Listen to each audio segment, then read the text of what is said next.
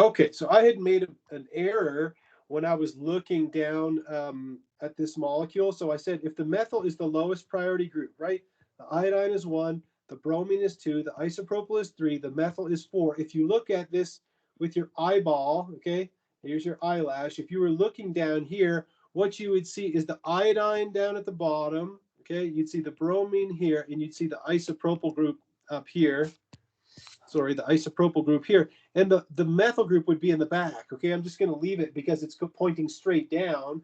So in that case, you go from 1 to 2 to 3, and so you can see that this is an S compound. Okay, so the compound is an S compound. That's one way of doing it. Okay, what I just showed you is one way of doing it. So I'm just going to erase all this, and we'll just write that this is an S compound. There's no debating that. However, the way it teaches you to do it in the textbook is this. What he says is redraw the compound. So redraw the whole compound. Let me put my dash out here, put my wedge like this, and this like this. And then what he says is swap two groups so that you put the lowest priority group in the back. So if I put the methyl group in the back and I put the bromine down here, what that does, anytime you swap two groups, you reverse the stereochemistry. So in this case, we'd be going 1, 2, 3. So we'd be going like this, which is R, but then it's reversed. So then again, it tells us that this is an S compound, okay? So it's a double proof that this is an S compound. Now we have to find the longest carbon chain, and we can see it's got 1, 2, 3, 4 carbons in it. Now, why did I start numbering here and not here? Well, we want to give the first substituent the lowest possible number, and you might say, well, Mr. Dion, you have a substituent at carbon 2, and you have a substituent at carbon 3. Yeah, but at carbon 2, I have 2 substituents, and at carbon 3, I have 1. So a 2, 2, 3 is going to beat a 2, 3, 3. Okay, 2, 2, 3 beats a 2, 3, 3. Anyhow, hopefully that makes some sense. So the way I have it numbered is correct. So we have a 2-bromo, a 2-iodo, and a 3-methyl butane. So the bromo is going to come first for the letter B, then the I for the iodo, then the M for the methyl. So if we put that all together, try to scribble it down here, we're going to have a 2-bromo, 2-iodo, 3-methylbutane, 3-methylbutane, like that. There we go. Okay, so we've named that one.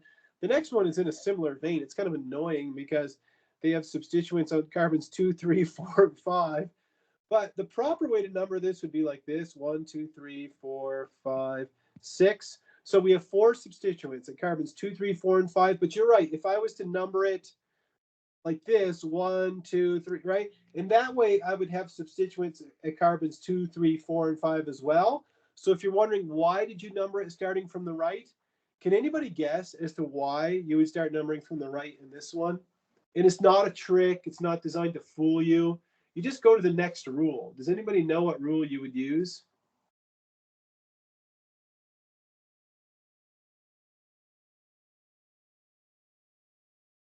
It's not that.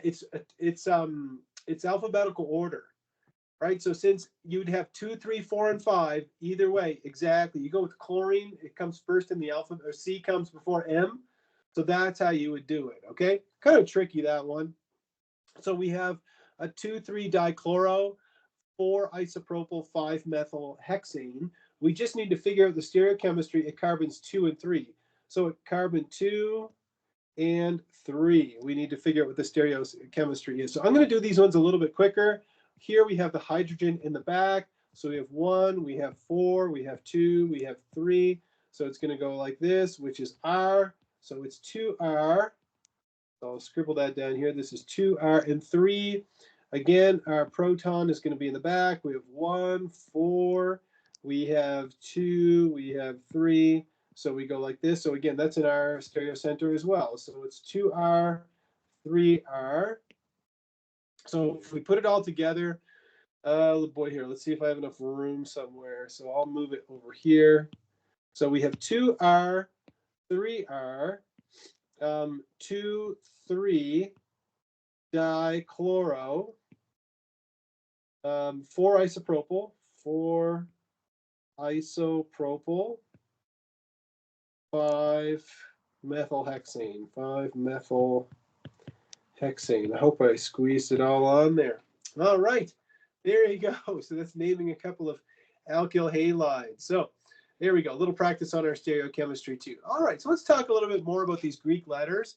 I told you that the alpha carbon is the one directly attached to the halogen, and it says here substitutions occur at the alpha carbon. Why would that be? Okay, well, the reason why is going to be because of the dipole, right? If you take a look at the bond between this carbon and this bromine, right, there's a dipole going towards the bromine.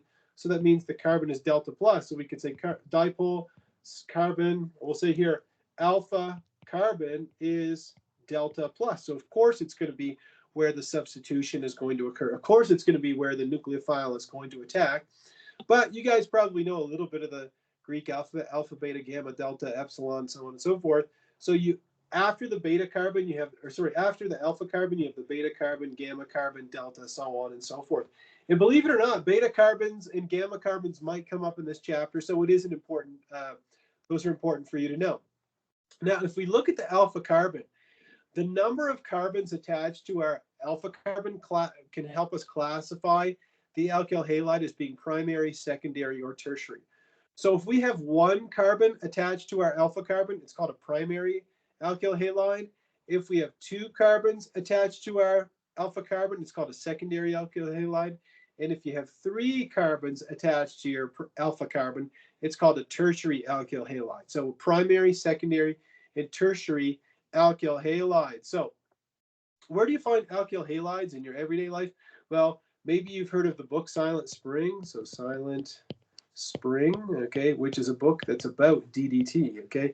And there's a lot of hot debate around DDT because it was used as an insecticide, and then people claim that it, caused people to get sick in the third world. Anyhow, there's a whole story around DDT, but you can see the structure of DDT here, which is, again, is an insecticide, and it has chlorine in it. Then you see lindane, which is used as it's found in lice shampoos. So if you ever get head lice, sometimes the shampoo will have lindane in it. Anyhow, I'm not going to go through labeling all of these as primary, secondary, and tertiary, and alpha, beta, gamma, delta. But if I was to just take a look at this one chlorine, we'll just try one here. This carbon, okay, or this alkyl halide, this one in the red circle, would you say that that's secondary, primary, or tertiary? Right? Look at this carbon. How many carbons is it attached to?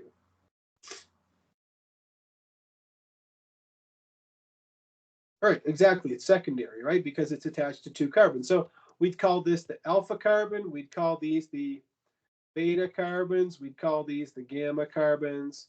And then the one down at the bottom, that would be the delta carbon. Anyhow, you get the idea. Students usually don't struggle with that. So, like I said, besides in insecticides, organohalides are also found in compounds like Splenda, which is just a sweetener, okay? Also found in things like uh, fluoxetine, which is Zoloft. So Zoloft is an antidepressant that actually has a halogen in it. Also dyes, some dyes will have halogens in them as well. So what I want you to do before we come back from our first break is I'd like you to try to name these compounds. Keep in mind that in this one you have a stereocenter here, and in this one we have a stereocenter here. And then after we're done naming those compounds, we're going to kick it into high gear and start talking about substitution reactions and looking at substitution reactions in their curved arrows and what makes a good nucleophile and a good substrate and all that kind of thing. All right.